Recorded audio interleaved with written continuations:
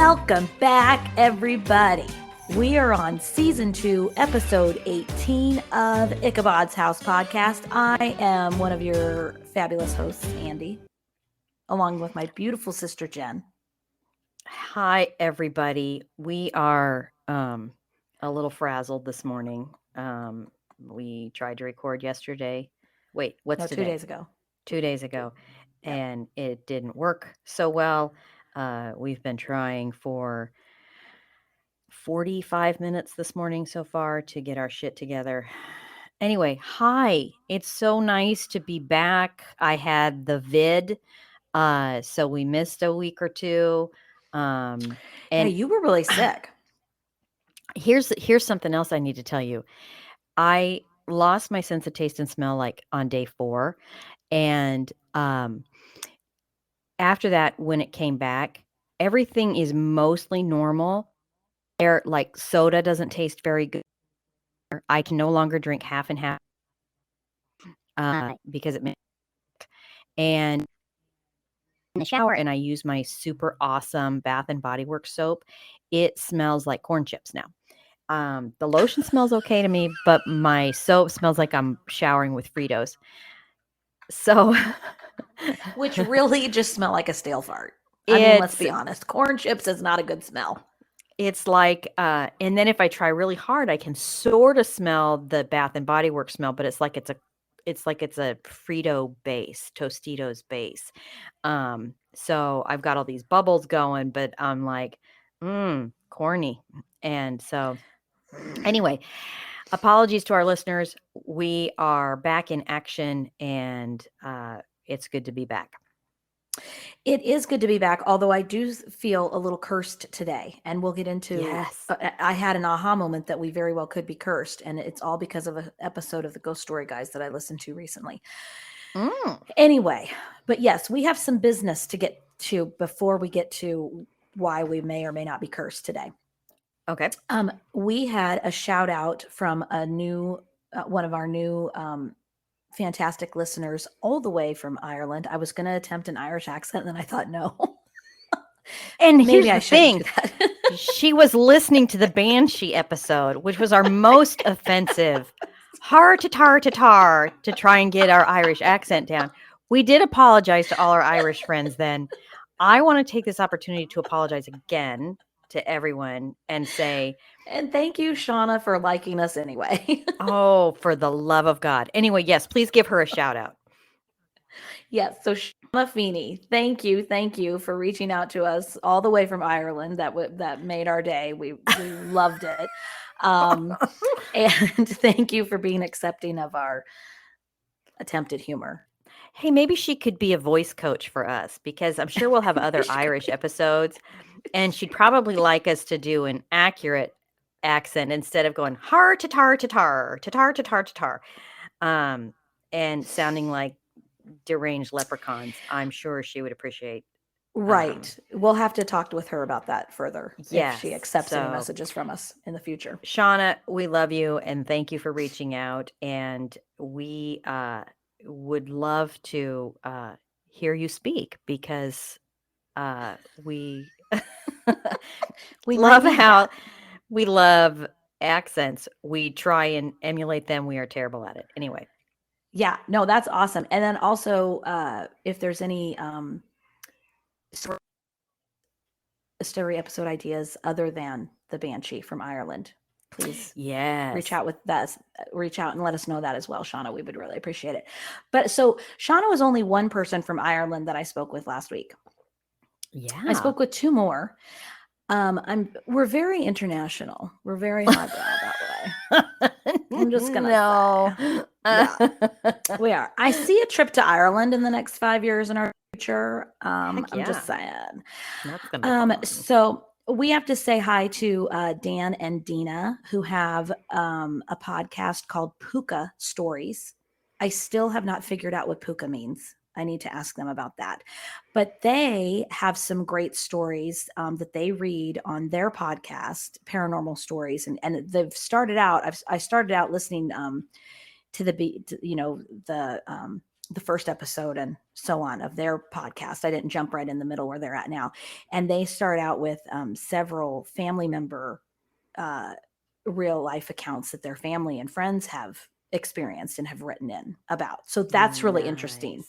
Yeah. So that's a really, it's called Puka Stories. And I found it on Spotify. I don't know where else it would be at, but it is on Spotify. So a puka is a Celtic monster. It's a creature considered Oh, to be a bringer of both good and bad fortune. oh, Yeah, let's see, I guess I can could have have Googled it. dark or white fur or hair. They're shape changers, could take the appearance of horses, goats, cats, dogs, and hares. May be able to take human form. So there you go. Well, they've got some really good spooky stories on there that are kind of jaw dropping, and you're like, I can't believe that happened to those people. So definitely Yeah. worth a listen. They have a little more spookier feel than what Jen and I do, where we try to keep a little more humor into it. But they're reading real life accounts, whereas we have different resources from documentaries, and not that those don't stem from real life accounts, but you know what I mean. Firsthand real life accounts is what I'm saying. Right. And Ridicule as opposed right, to we are. Oh, that's another thing I wanted to say. If you do happen to write into us, which we would love to share, we would love to do a listener episode as well and share real life accounts on air of our listeners, because I think that would, because Jen and I have both had those accounts. We absolutely had personal things happen, paranormal things happen. We will not legit or bullshit your accounts. Just so you know, you're safe with us to tell us your story. We won't do a legit or bullshit. I don't know if anybody's worried about that, but just in case you are, please know we would never do that. We believe the other thing you. I'll say about that is your account is your account, and there is no, we would never belittle that ever. Mm-mm, mm-mm. Those are serious things, and we recognize that. Absolutely, for sure. What we legit and bullshit is basically the existence of these cryptids and the accounts that some of the people, have had. Could it Exactly. actually exist, or was it something else? Not the account itself from these people. That's not it. So anyway, I just wanted to assure people of that as well. So now, Jen and I both, speaking of experiences, when we were little, we shared a basement bedroom, and we had twin beds. And I looked over and saw Jen standing by the side of her bed, and it looked like she had this big hat on. And mind you, I maybe 7 years old. Maybe I was maybe 7, she was 9, something like that. And I asked her, I said, "What are you doing?" And she said, "Nothing." And I said, "Why are you?" I said, "Where are you going?" And she goes, "I'm not going anywhere." And I said, "Then why are you standing?" And she goes, "I'm not standing. I'm laying in bed." But fast forward, then we turned on the lamp and held hands across our twin beds for the rest of the night. Actually, I got in bed with you that night. Did you get in bed with me that night? I wasn't sleeping by the fucking door. Are you kidding me? No. Why don't you say there's somebody? Why are you standing by your bed getting ready to walk out the door? Oh, hell no. Well, so fast forward all these years, start doing this paranormal podcast, and I had found out about shadow people a few years before this by listening to Jim Harold's podcast. I didn't know shadow people was a thing, where it looks like it's just this black cutout in the room or whatever. It's darker than night is what it is, and that's what I saw. And now I listened to this episode of the Ghost Story guys, and they are talking about the Hat Man. Mm-hmm. And apparently that's like a thing all over North America, that there are many, many sightings of a shadow creature with a hat on.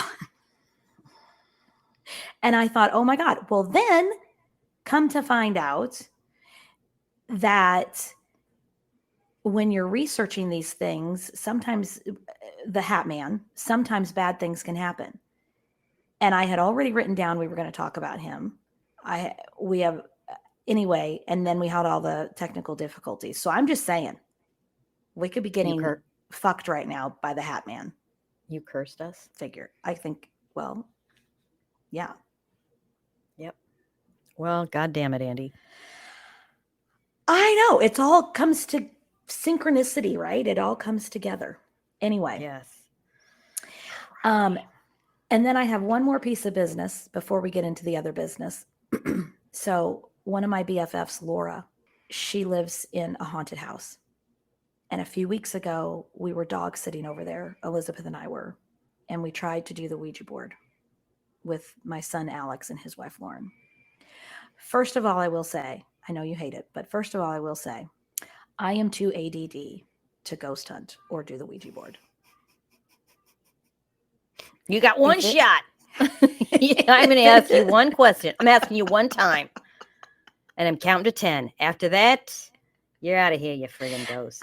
Yes. I need instantaneous communication. Mhm. I need movement. I need a breath. I need a door slamming. I need something. I cannot sit there and wait and wait and wait. So what if we ever do a YouTube channel where it's going to have to, it's going to take a lot for me to shut up. That's why I can't go fishing or hunting either. I cannot shut up long enough to just sit there and be quiet and wait. Our videos are going to be very short. Andy and I are going to be going to Villisca in December. If anybody has any other haunted location suggestions, please let us know. Yes. We'll be putting that on the YouTube channel at that point in time. We will. But I also called Laura's ghost by the wrong name. That could have been why she didn't answer as well. And then, right. But I am going to get in touch with a paranormal investigator, and we're going to try to do an investigation at her house soon. So we should have that coming up sometime within the next few months. So anyway, that was kind of exciting. Let me know, and I'll try and come down. Oh, okay. Well, there we go. We can do that. So anyway, I wanted to give a shout out to Laura and her haunted house, and apologize to Stephanie or Stacy. It's either Stephanie or Stacy, and I kept getting it wrong. Okay, so there's that. I know we have a lot of business to get through today. So you have a contest update. Yes. So we have had our first two planner winners who will be announced at the final episode of the giveaway, which will be in a couple down the road, I guess. We have a third episode winner whose planner will be going out this week, and more info to come. If you want to win a super awesome 6-month Lion planner, which is undated, they're really nice and handy to use. You need to like us on Facebook, leave us a 5-star rating, and a comment. Yes. And that should be good. And we will reach out to you through. Well, they also have to go and like the Lion Planner link. Yes, please like the Lion Planner link too. Yeah, and we'll put that with the episode show notes and all that. Yeah. Okay. Very good. Okay, so we got that done. Now we're on to Ichabod's nose picks. What's yours? Cold cases and the boys. I have two. Cold cases are people who've caught murderers after quite a while. I think you can watch it on either Netflix or Hulu. It's a few years old, but if you want some frickin' murderers to get their comeuppance, check that out. And then the boys, season 3 just came out. I had never watched it before. It has some super gratifying violence in it, which sometimes after a rough day, I enjoy watching. About you. This really does. If you've ever here's the thing though, if you've ever seen Jen or been around her, she's no bigger than a minute. And she's so sweet and kind and caring and not confrontational at all. And so to hear her after 50 years of being your sister, that severe violence is gratifying for you. Now I know why you would come up to me and tell me you were going to make me cry when we were little. That's right. After you bothered me, I would have to make you cry. And I always succeeded. That was back when you were smaller than me, though. Now you're taller. And so Anyway, I very much enjoy The Boys. That is really good characters in that. Yeah, I it's a good highly show. recommend that. So those are my picks. Okay. So I had two, but I forgot the second one. So here, whatevs. That's how I Naturally. roll. Boo Bitch on Netflix. It's so good. That's what it's called. Boo Bitch. It's good. Elizabeth and I watched it. It's kind of a little teeny bopper show, but it's funny. Okay. And it's about this girl who gets killed and she's trying to figure out what she has to do, what her unfinished business is. Okay. And anyway, it's really good. It's like a 7 or 8 episode. And I think they're only like 30 minutes. I think Nice. Elizabeth and I binged it in a morning. So Okay. yeah, so it's really good for sure. So anyway, I highly recommend that one if you're just looking for some lighthearted fun. It does swear. It does have a lot of cursing in it though, I think. So no little kids, teenagers I think only. if people are listening to this program, they don't have any aversion to. Well, I guess, and it does have bitch in the title, so they wouldn't have their 10-year-old watch it. So Yeah, probably not. probably. So Okay. All right. Well, there we go. I think okay. we're all caught Well, up now. We can get into it. phew, these next few episodes are going to focus on a man named Ken Webster and the messages he received from some folks living a few hundred years earlier. In 1986, Ken and his girlfriend Debbie were living in a small cottage in Dodleston, England. Dodleston is a small village way in the south, really close to the England-Wales border. The house they lived in was called Meadow Cottage, and during this time it became the site of some pretty weird stuff. Stuff like unexplained sounds, the random stacking of objects a la poltergeist activity, and a bit of communication across a few centuries. The whole stacking, the whole poltergeist stacking thing, just put the shit away. Yeah, exactly. Can we not do that? Right Do away. we have to stack it? Believe me, I'll notice you've done something if you put the shit away. Because I'll be like, oh my God, who put that away? That's fabulous. Because I know it wasn't my children and it certainly wasn't me. Can we not Really. stack it? Just put it away. That would be my stipulation. Anybody can make a mess, dumbass. Anybody can stack Right. shit, dumbass. To do more than Yeah, that to impress. that's not really impressive or paranormally. Let me see you put the shit away. That's all I'm saying. All right.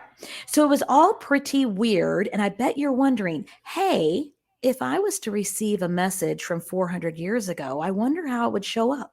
Scroll, message in a bottle, papyrus, stone tablet? You'd be wrong. The messages Ken and his girlfriend received showed up on a word processor, which in 1986 was some pretty rad technology. That is right. The messages just showed up and seemed to come from the tenant who lived in the cottage back in 15. That's a freaking old house. I'm just saying. Super old. Super old. My husband would never go for that. He won't. No. If I want to get like an old farmhouse, something rustic, he's like, oh, hell no. Anyway, the appearance of these notes spawned a mystery that continues to baffle people to this day. I mean, come on. Is communication across time possible? According to the movie Frequency, it is. And the There you lake go. house. And that's right. And the lake house. Is that a typo or is that a word? Concomitant. Are there concomitant timelines in existence? Do you want to tell the listeners what that word means? Timelines. We'll read it and it'll explain it in the next sentence. Do they move forward in a parallel fashion? Are people in another time marching forward through time just as we are, able to reach over and ask us, what's up? Is such a thing possible? I don't know. Very interesting. I know we're going to probe the depths of this subject. This is Oh, one of the more... the probing. I know. We like a good probing. This This is one of the more mind-bending subjects we've covered, and even after reviewing all the evidence, I'm still not completely sure what I think. Okay, well, Actually, I am sure, but I'll save my Yeti score until the end of the last of this series. For now, and it'll probably, as always, it'll probably leak out sarcastically throughout. But for now, let's just cite our source and then we'll get into the story. Today's source is a book called The Vertical Plane by Ken Webster. As we've said, Ken and his girlfriend Debbie were living in Meadow Cottage in 1985. They had moved in 6 months earlier, and at the time of our story starts, they were in the midst of remodeling the place. They were currently sleeping in a tiny upstairs bedroom and living among plaster dust and tools as they worked on modernizing things during their free time. So we're going to kind of go through the cottage because it's kind of important to understand the layout. Now, obviously, if it's from the 1500s, you can imagine it's tiny. There were 2 bedrooms upstairs. Ken and Deb had the one at the front of the cottage, and the other was used as a sort of music studio slash guest room. Friends of the couple liked to crash there from time to time and would kind of just sleep on the floor amongst the recording equipment. The main floor consisted of just a small living room area, a kitchen, and then a bathroom that had been added at a later time. That summer, a friend of theirs, Nicola Bagley, was a little down on her luck. She had just returned from a trip to Africa and was in need of a place to crash. So they let her stay in the studio. So Deb was in school at the time, working on a degree, and Ken was teaching sixth form during the day, which I actually had to look that up because initially I thought it was sixth grade, but it's high school over in Great Britain.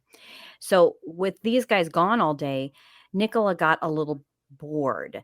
She wasn't enrolled in classes at the time, and she didn't really know anybody in town.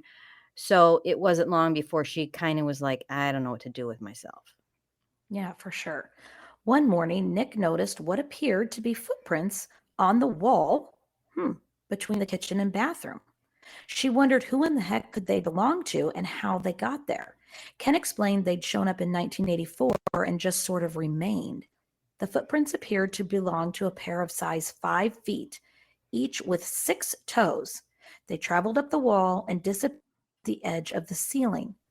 Oh, Yeah. Now, while this was weird, it wasn't overly concerning at the time. These guys were young, they just kind of shrugged it off and, they painted over the footprints as they were remodeling, only to have them reappear the following day. But these weren't stains showing through old paint to new. These were fresh prints made up of dust from the floor. They were also in different positions from the previous batch of footprints. The only consistency was the presence of 6 toes on each foot. that's interesting. Hmm. And so they painted again. This time, thankfully, the prince stayed gone. Not long after this, the three friends headed to the town of Chester to get groceries. When they returned, they put everything away except a bunch of cat food tins, which they left on the floor. It had been a long day, and everyone just wanted to go to bed. The cat food, they decided, could wait until morning. But the next morning, the cat food had been fiendishly stacked in a suspicious pyramid. No one claimed to have been up in the night. No one admitted to having an uncontrollable urge to stack cans. But suspicion remained. The three continued on at the cottage together. Eventually, when boredom and freeloading started to get the best of her, Nick decided she wanted to try to write a little bit, maybe get a cabaret show going or something. So she thought she'd practice writing dialogue and sketches. Ken decided to check out a computer from his school for her to use. Now, remember, this was the 1980s, and computers were not at all what they are today. You needed a floppy disk in order to store anything, and the controls were very rudimentary. In order for this computer, which was a BBC microcomputer with the processing program Edward on it, she had to type in some commands first. Asterisk D, then return, then asterisk Edward, and then return again. Nick spent hours at the tiny kitchen table working on the computer, writing and editing her work. One evening, the three roommates decided to visit a close friend of Ken's, Dave Lovell. There, they spent time chatting, drinking tea, and just basically hanging out. And when they got back to the cottage, what do you suppose they found? And so it begins. They found a message, of course. Somehow, the computer was no longer in the Edward program, but on the main screen. The group scratched their heads at this, and then Ken decided to pull up the floppy disk index to see what Nick had been working on.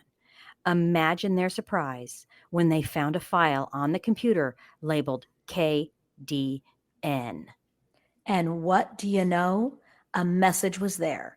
This is what it said: Ken, Deb, Nick. True are the nightmares of a person that fears, safe are the bodies of the silent world. This is what the message is? Mm-hmm. Oh, all right. True are the nightmares of a person that fears. Safe are the bodies of the silent world. Turn, pretty flower, turn towards the sun, for you shall grow and sow. But the flower reaches too high and withers in the burning light. Get out your bricks. Pussycat went to London to seek fame and fortune. Faith must not be lost, for this shall be your redeemer. Well, slap my face. No human would have typed a message like that and saved it to a floppy disk. Clearly, a mystery was afoot. December 1985 arrived. It was cold and rainy, and things in the cottage continued to be a bit dicey. Items continued to be stacked into tidy towers, and still no one claimed responsibility. During this time, Nick decided to leave for a bit to go spend the holidays with her parents.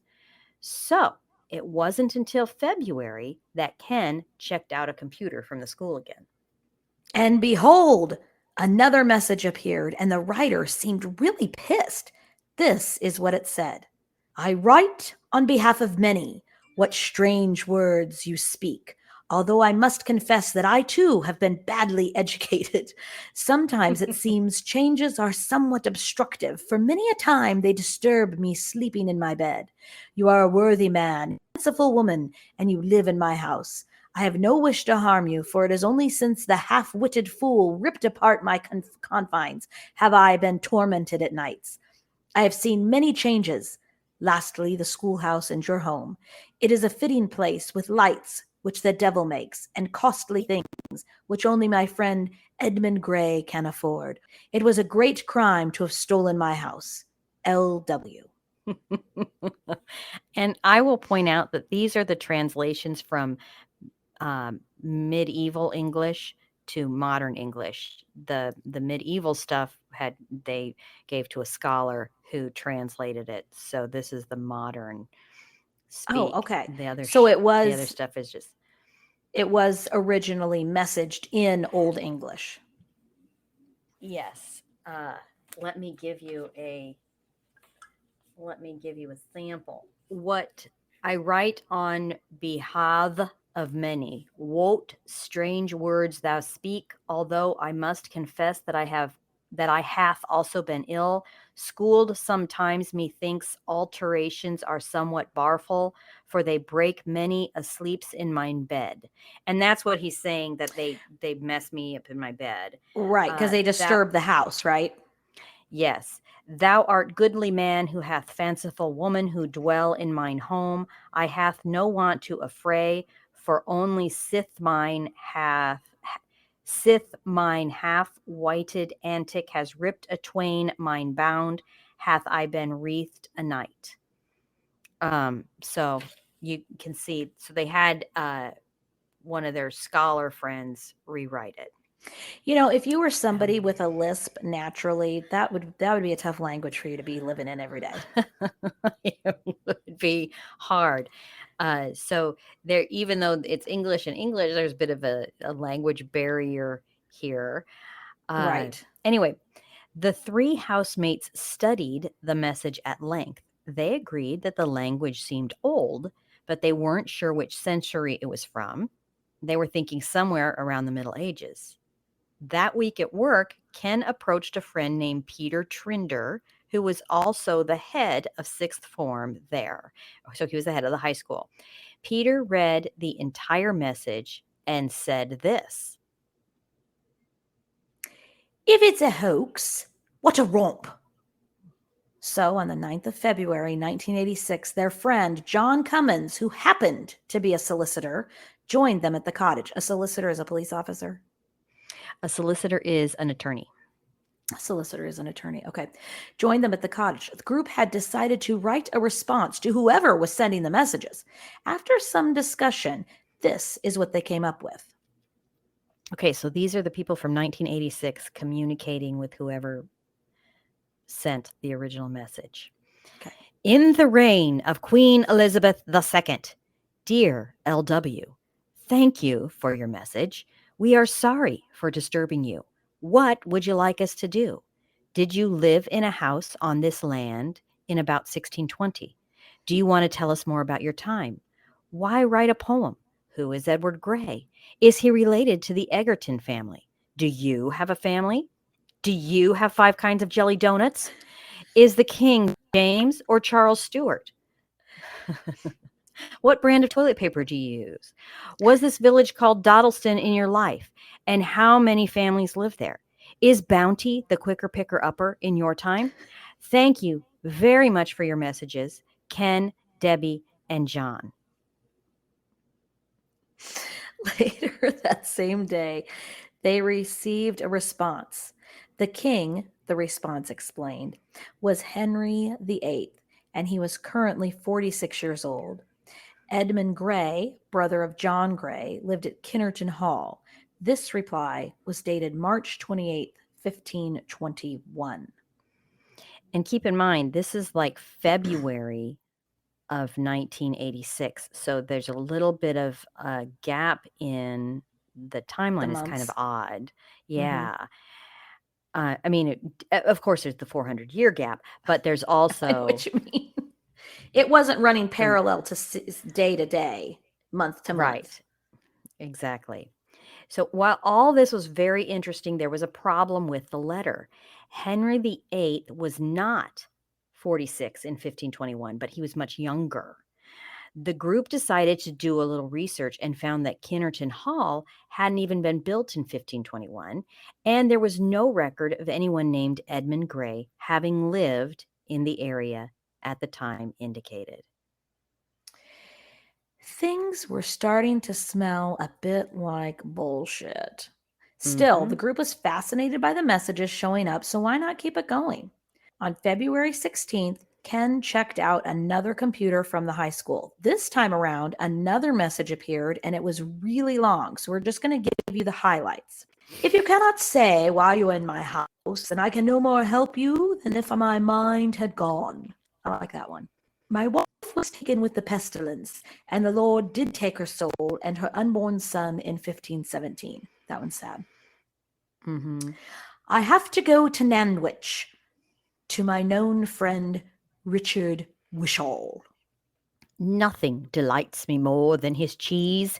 It cannot be equaled by another for pleasantness of taste and wholesomeness of digestion. I really love Dick's cheese. I shall need to go to Chester this season to get my shoes. Sorry. Damn, Dick, you got some good cheese. That's all I can think. Damn. Woo! Okay. I hear tell you are a teacher in Haywarden. Do you still earn the great sum of £20 per year? Yes, all teachers do. £20 per year. That's about it. And this time, the writer signed the letter Lucas W. I like how Lucas is spelled. It's Lukas. I like. So let's legit or bullshit here before we go any further. Is this really possible? Is someone from 1521 really sending messages through time? And does Dick Wishall really have cheese? And clearly he does. If they're sending a message about it, if it's worthy enough to be talking about over the span of centuries, I'm going to say that's some good fucking cheese right there. Dick's got the best cheese. I would say that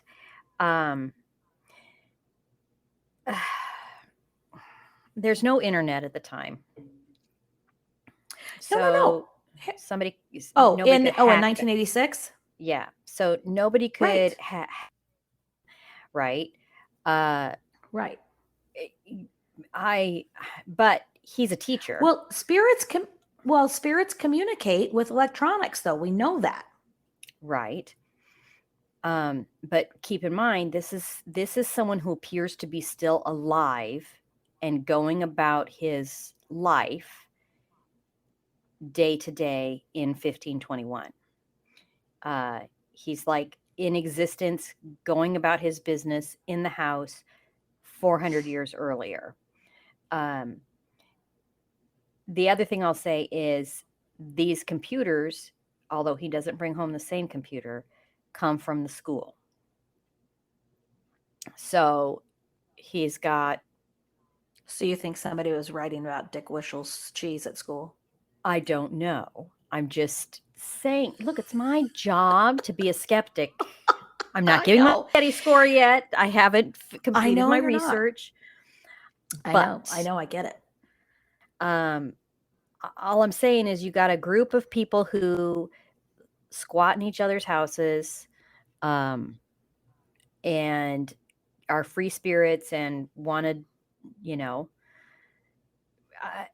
they all just kind of seem like they might be token up here and there. And I'm, I, I'm not saying bullshit yet. Okay. I am not saying bullshit. I'm one of those people though that my friends could probably pull one over on me pretty easily and I'd be all in and believe it because first of all, I want to believe. Mm-hmm. Second of all, which doesn't add legitimacy to any of my experiences, but my experiences have been true. Um, but maybe it's because of my experiences that I do believe that this could happen. Because if you remember my house in Wayne, Nebraska, when we gave Alex the toddler bed, and I said he could lay on the whole bed, and he said, no, he couldn't. And I said, why? And he said, because that guy is laying there. Right. So that guy, we are presuming, was the guy who lived there, and that was his spirit in there, just kind of dwelling at the same time we were. Right. Now, would he have known he was a spirit? No. So maybe this spirit didn't know he was a spirit. Okay. And I'll just grant you that. thought that he was dwelling in the house because he's noticing the changes they're making.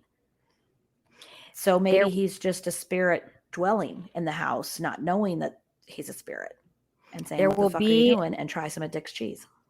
There will be things that you will come to realize that is not the case. Okay, well, as for right now, yes, I'm all in. Okay. I have not been given any evidence to convince me of the contrary. So I have this friend. His name is Wes, and he is a rad tech. Means he's the person who takes X-rays, and he's a really good tech. He's rad. He's a rad tech. He is a rad tech. Anyway, I love Wes. He is a super awesome dude. He is also brilliant when it comes to things like computers. And Wes has a younger sister that these guys are all like Wes is like my son Nathan's age. So okay. I feel very maternal toward him and yes, love to hear about his antics and what he does to, Anyway, so he always fills me in on what his girlfriend's doing, what she's apparently like a chef. She's like a trained chef, really good cook. Oh. And so he and his girlfriend will often hang out with his younger sister. And he likes to mess with his younger sister quite a bit. So one day he decides he's going to make her think she's being abducted by aliens.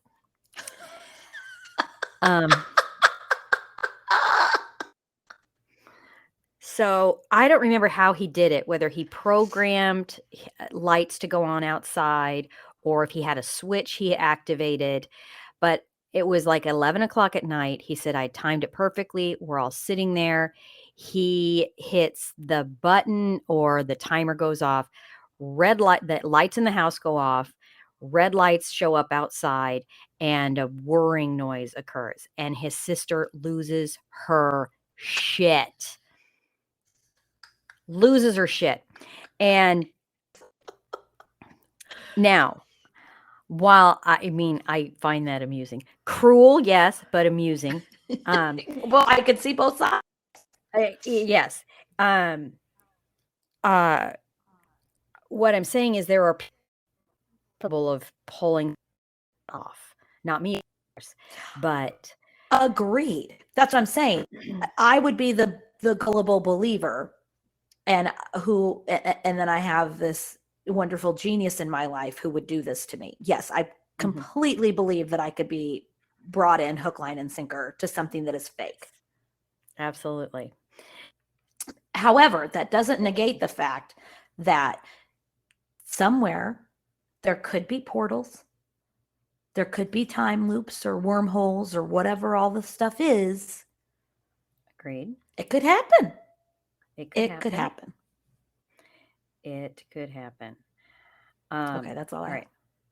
I am closing a couple of, there we go, things that might be pulling on internet here. I don't know. All right, so let's move on, shall we? Let's move on. One of the things the group at the cottage liked to do was jam. Nick was still off with her family, so one afternoon, Ken, Debbie, and a friend named Peter Benbow played music in the living room. Peter and Ken played guitars and keyboards, and Debbie joined in on the saxophone. Now all they need is a jazz flute, a slide whistle, and they would be rocking it. Yeah, they'd be rocking it. Yeah. Before they started their session, they decided to post some questions on the computer to see if this fellow, Lucas W., would reach out again. They asked him about Nantwich. Is it Nantwich or Nanwich? What do you think? A nanwich is a sandwich is a sandwich. A manwich is a meal. I think you can say it however you want. But we don't know what a nanwich is. I'm just going to say Nanwich. The T is throwing me off. We'll say it's a silent T. The Nanwich. If he visited Nanwich, did he use the bridge at Aldford? They were trying to nail down some specifics from him that they could somehow verify. That evening, Lucas responded. My good friend, can you tell me for what reason you are asking many questions which I cannot understand? I am confused. The writing machine is a wonderful thing, somewhat unnatural, I fancy. Unknown to myself, it may be, but I have seen you make lights on the box, and am cunning. Yes, I know of Bristol. My kinfolk did come from Bridgewater and Taunton by the river, Tone, until they died. To make merry, I like to be at the ale. Yes, sometimes I use the bridge at Aldford. Your merry-making pleases me, but it is rather noisy at times. Will you tell your woman to play more of the flute thing? 'Tis a pleasant sound, I think. How do you travel to your school in Hawarden? I must hurry, as my dogs are loose and are being troublesome to my fowl. Lucas Wainman. So there you go. Lucas could use the writing machine, and he could hear the group making music in the house. Ken and Deb were intrigued, as one can only imagine, so they went to the library to see what they could find out. Sadly, when they got there, they discovered it was 1986 and there was no internet. So they got bored and left. God, I'm reading this and going, seriously? This is hard. I don't want to look through this stuff. Let's go home. So here's what I think. I think if somebody from 15 fucking 21 was communicating with me, I probably wouldn't get bored at the library and leave. I'd probably say, hey, my cottage was built in 1521. I want to see everything you got on it. Now, here's my thought on that. And I don't know what I'm doing. What is the phrase you say? throwing spitballs at the wall, seeing what sticks. Sure, Something like that. spitballs if you want to throw spitballs. Some people throw other Okay. things. Okay, so here's the thing. If they were tokers, like we had said, and I have never really been a toker ever in my life, but I do know the reputation, and that is they like to eat a lot and play cards and probably not do research. So they might have just been bored because they were hungry. Here's what I also need to clarify. We are making wild speculations here on whether or not these people did drugs, huffed paint, smoked a hookah, smoked dope, anything like that. Were drunk on a regular basis. There's nothing in the book on this. Lucas, at least in the published messages, doesn't say, why do you smoke those cigarettes that smell like skunk? He hasn't said that or asked anything about that, at least in what's published. So to Ken and Deb and Nick and Peter and John and everybody else who's mentioned in the book, we are in no way accusing you of smoking the ganj. We are it's our job to speculate. This is speculative broadcasting. And we are merely exploring all the possibilities of why one could get bored after 5 minutes in a library. Hey, kind of like one gets bored after 5 minutes on the Ouija board. I totally get it. Oh, well, it's also true. Like with the Fox sisters, it could have been a dancing ghost in her sheet instead of a sweaty man that she was having sex with, and she was trying to hide it from her sisters. We don't know the real story. It could be going back to the Fox sisters. You remember that there was that one guy in the suit who kept saying, why do we see this guy in the suit walking past us all the time when we're doing this? And he finally stopped and wrote down, I'm Ben Franklin.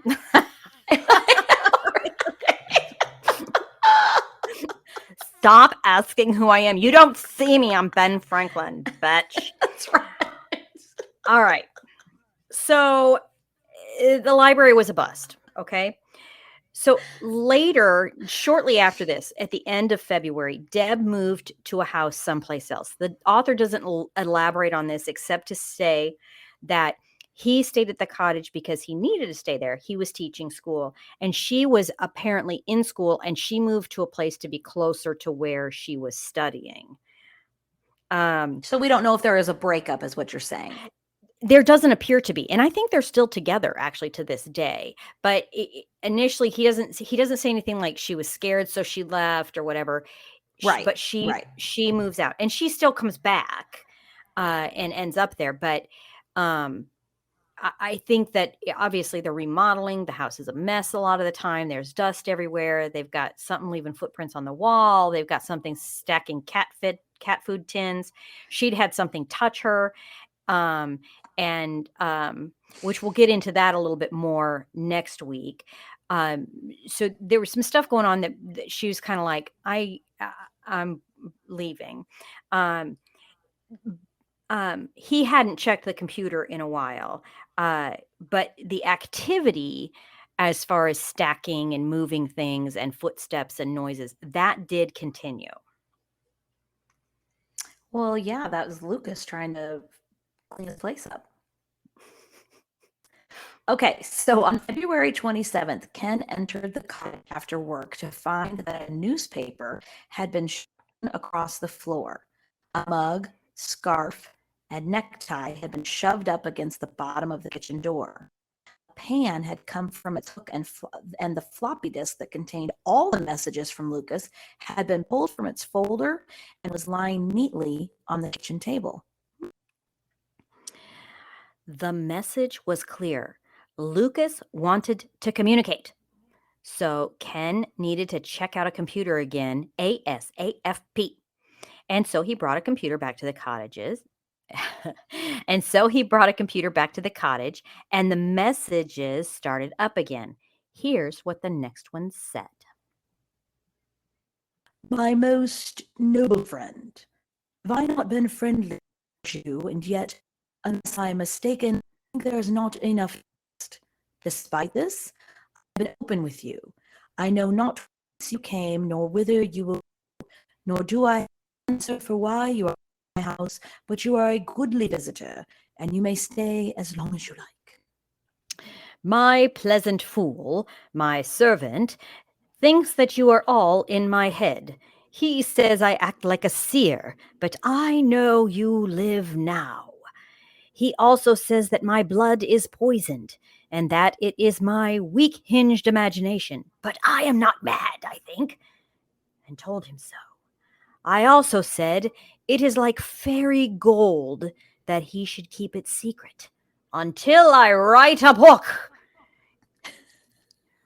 In this round of messages, however, we get the first hint of danger. Oh. Oh. I came to settle here because of the excellent pasture for which at one time I had to pay no tax, unlike my relations. Now things have changed, for the unfavorable king's sheriff does plague me so it seems he is here every hour. I have had some mishaps with your hidden device, which does not place my words, but it is no more undone.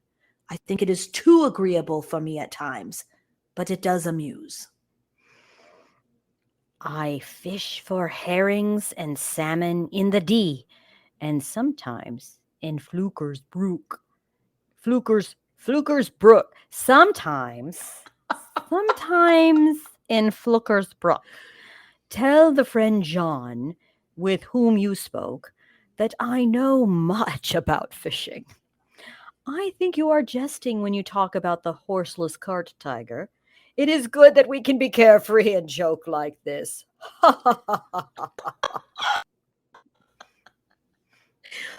And we need to point with regard to these messages, they truly were written in older form. Oh, that.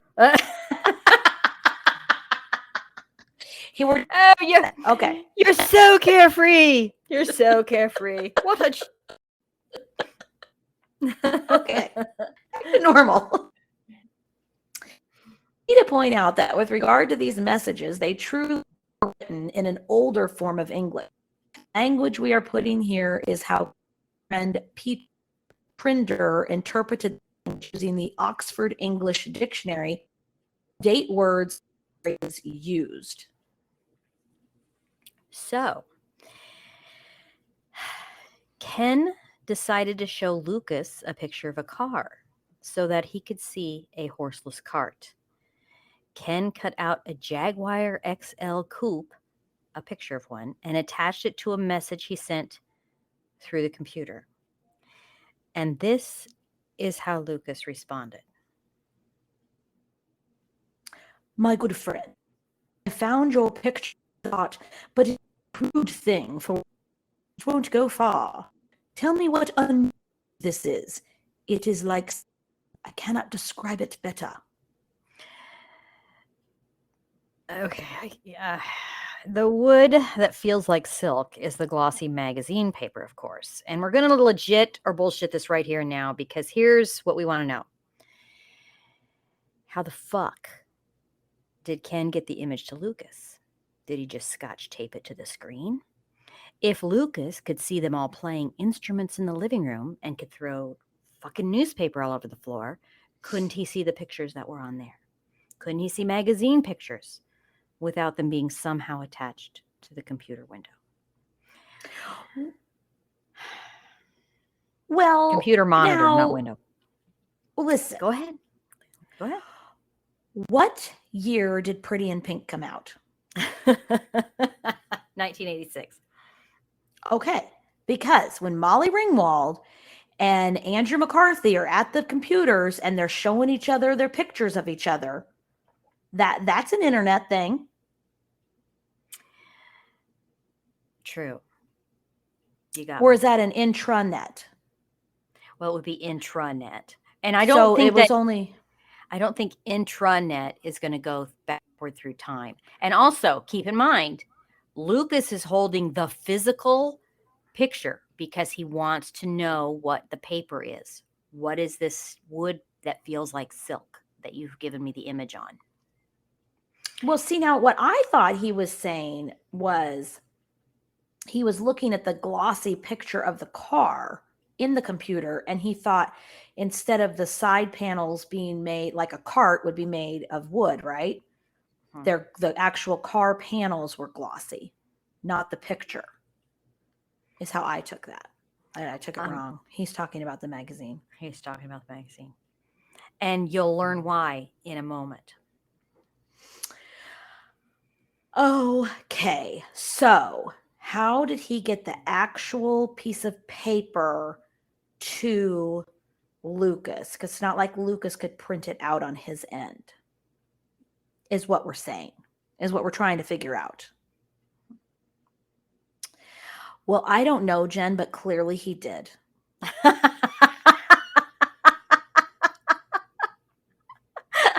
That's all I'm saying. Go, Lucas. Okay, go, Lucas. That's all I have to say about Ken, that. Go, Lucas. Okay. Yeah.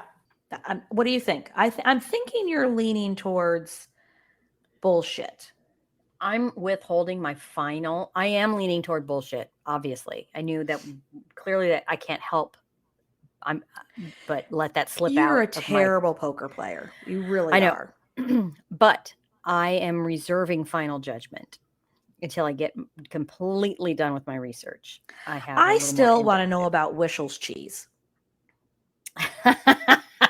That's what I would really like to know. There's no equal. I mean, come on. Leave him some fucking cheese. Let him try it. I want to try Wishel's cheese. I know. Yeah. I mean, good Lord. Okay. All right. So let's keep in mind there was no internet at the time. There was no way to scan a picture into a file and send it back in time, let alone anywhere else by email. So what do we think so far? Oh, we already did that. Okay. Well, the picture apparently disappeared through time long enough for Lucas to take a look at it, and then it showed up again in the cottage with the edges burned, like it had really been to hell and back, or perhaps catapulted backward 400 years and forward again. One has to wonder why the computer never burned up. Because it was made of plastic and not paper. Well. Lucas remained curious about the goings-on in the cottage. He said his cook was jealous of the fair maid living in the house. He also said, "Tell me where the writing device came from and how it makes the lights. I have so many questions. Tell me more about your world." Well, Ken had mainly relied on Peter to compose messages to the 16th century, but Lucas was clearly around and wanting to know about the modern world. So Ken saw no option but to comply. He said, "In your time, you use," I'm picturing that Ken pontificated something like what Charlton Heston would have done. "Here we will dwell." Of course. You know, I'm thinking 10 Commandments. Moses and the 10 Commandments. Oh, I was thinking Planet of the Apes, Charlton. Okay. It's a madhouse, you damn dirty apes. I'm thinking more Moses. I'm channeling. Okay, got it. So I'm channeling Charlton Heston as Moses. Okay. Got it. In your time, you use the strength of horses to till the fields, the power of the wind to move the sails of ships, and the moving water to turn the mill wheel. We have many new powers, none of them made by the devil. All are made by man. The lights are wondrous, but the power is not a flame, but something called electricity. If you see strange strands joined to the scrit device, these carry the electricity. I encourage you to pick one up and stand in water. The electricity is made many miles away and brought by strands or wires carefully wrapped to keep the power safe, for it can kill if interfered with by fools. Just a side note, that was Jen ad-libbing. He did not tell him to stand in water. No, he told him to put his finger in the socket or a fork. If you've got a good fork. Communication continued between Ken and Lucas, but as one can imagine, the belief was that this was some sort of hoax. Huh, What? I know. Was it? If it was there a way to prove it? The group decided to find out. In March, Ken and Deb drove to Peter's house to discuss the computer and the communication with Lucas. They decided they needed a plan, a way to investigate the occurrence, a way to determine what exactly was happening and if it was real. I want to go back to the cat food for a minute. Okay, let's go back to the cat food. Because animals can sense spirits and ghosts. I'm also going to go Yes. out on a limb here. And again, total supposition on my part. So if anybody knows any different, please get in touch with me. I'm going to guess that a cat could sense a portal in time. And I would say so, I'm yes. I am guessing they have a pet cat because there's a lot of cat food tins that keep randomly getting stacked in the house. Unless those are snacks when they are smoking because they're So, poor. which begs the question, if these are cat food eating people, can we really rely on anything that's being said here? I don't know. But if they aren't and they really have a cat, what else is your observation?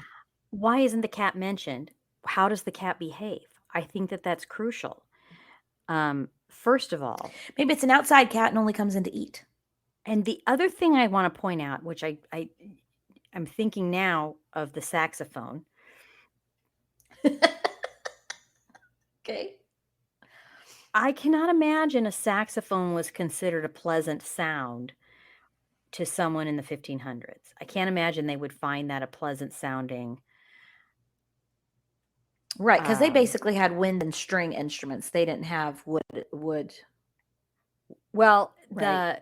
a saxophone would be a wind, but it wouldn't be like a flute. It would or a a mandolin or a lute or a harpsichord, and also it would seem to me that I would think that there would have been a lot more reaction from Lucas that these people would have instruments in this house. I can't imagine that would be a common thing. And also,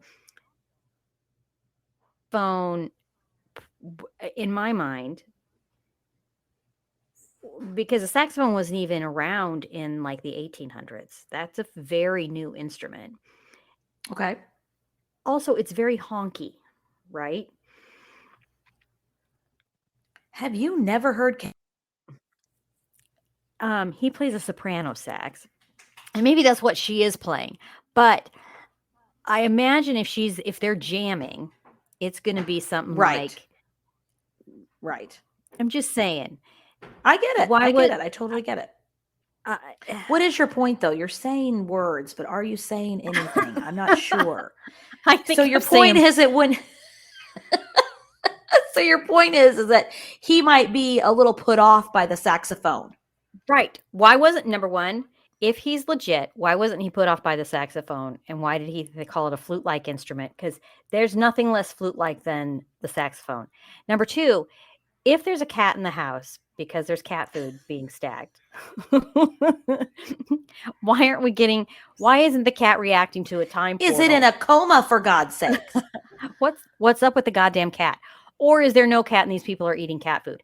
If these people are eating cat food, we clearly need to pay our teachers more, which we all know. Or if they can afford regular food, and this is just a personal choice, it makes me wonder if they're trustworthy. That's what I'm saying. I think those are all very good points. Very good points. Yeah, I agree with all of those. Absolutely. Right. So back to these guys do, to their credit, want to determine between bites of cat food if what's happening is real. So to determine this, a plan was needed. First, The location of each member of the household at the time a message appeared was critical to prove that no fraud was taking place. Second, external validation was needed. Peter decided that this would be best obtained by bringing on the SPR, the Society for Psychical Research. Peter said he'd take care of getting in touch with this group and inviting them to investigate. Lastly, the group needed to improve security at the cottage. Doors and windows would need to be shored up to ensure there was no possibility of someone sneaking in and composing messages. If they wanted to prove this was legit, they were going to need to get it together and start taking some serious notes. Well, goodness sakes. So we know you're wondering if they succeeded, but you're going to have to wait to find out because this is where we are stopping for today. Next week, we'll get into the investigation and the danger Lucas finds himself in. We'll also get to meet a 16th century sheriff and learn about his relationship with Lucas. In the meantime, we want to say thanks for listening. Reach out to us on Facebook, Instagram, Twitter, or email us at jenandandy@ichabod'shousepod.com. We'd love to hear from you. And like we said at the beginning, don't forget to enter for your chance to win a planner. Until next time, remember, Ichabod loves you. Carry a flashlight and always bring extra pants.